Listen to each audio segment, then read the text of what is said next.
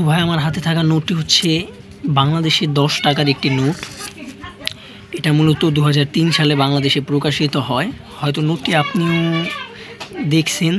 তো চলেন আমরা নোটটি সম্পর্কে কিছু রিভিউ বা আলোচনা দিই। তো নোটটির প্রথমেই রয়েছে একটি শাপলার লোগো। তো আপনি যদি এই নোটটাকে একটু ঘুরিয়ে ফিরিয়ে দেখেন তো কিছু অ্যানিমেশন টাইপের দেখতে পারবেন, যেটা মূলত খালি চোখেই দেখা যায়।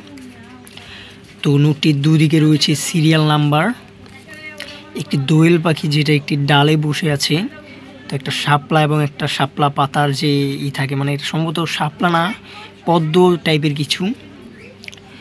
তো এখানে রয়েছে একটি মসজিদ এবং উপরে লেখা বাংলাদেশ ব্যাংক। তো পিছে রয়েছে 10 টাকার তিনটি গণিত টাইপের লেখা এবং একটি সংসদ ভবনের ছবি। তো নোটটি কিন্তু ভাইয়া রেয়ার একটা নোট, আর নোটটা নতুন থাকার কারণে ভাই কিন্তু আমার হাতে বেশি চকচক করছে। তো পিছে যে এটা হচ্ছে ভাইয়া বাংলাদেশ ব্যাংকের একটা লোগো, আর এখানে মূলত বাংলাদেশ ব্যাংক লেখা, মূলত যে অ্যানিমেশন টাইপের কিছু একটা কাগজ টাইপের এখানে মারা।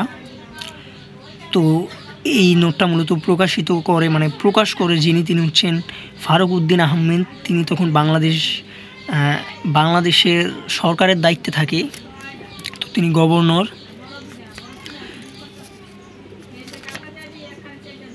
তো এখানে যে মসজিদটা আপনি যদি ভাইয়া ভালোভাবে দেখেন তো এখানেও ভাই একটা লোগো টাইপের আছে, যেটা অদৃশ্যমান এই যে এদিকটায়। হয়তো আপনি যখন নোটটা ব্যবহার করছেন তো কখনো খেয়াল করেন নাই। তো গাইস, এটাই ছিল আমাদের নোট নিয়ে রিভিউ। ভালো লাগলে ভাইয়া আমাদের আরও ভিডিও দেখতে পারেন। ধন্যবাদ।